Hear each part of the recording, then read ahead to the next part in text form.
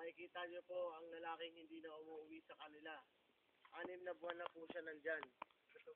Miski barangay puliso, hindi siya kaya. Hindi ho siya kayang awatin. Tignan niyo ho ang ginagawa niya. Binibilang niya ang ibinabato niya sa kanal. Tatanungin ho natin kung ilan ang nabilang niya. Pero wag po masyado tayo lumapit at baka tayo ang mabato. Dahil iba ho ang utak nito, utak ko kote ho siya. Pare, pwede magtanong, pare.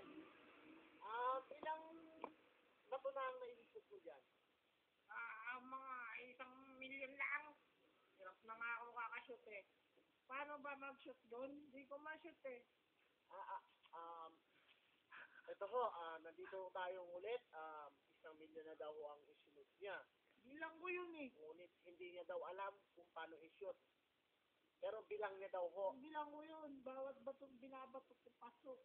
Bilang nga sumasablay yung 500,000. Hirap i-shoot eh. Ngayon ho, nakikita niyo ang baliw sa Julianador. Dito ho sa mundo ng Pasig. Pasig de Castro, Santa Lucia. Sa may Julianador. Sablay. Ngayon ho, 1,000,001.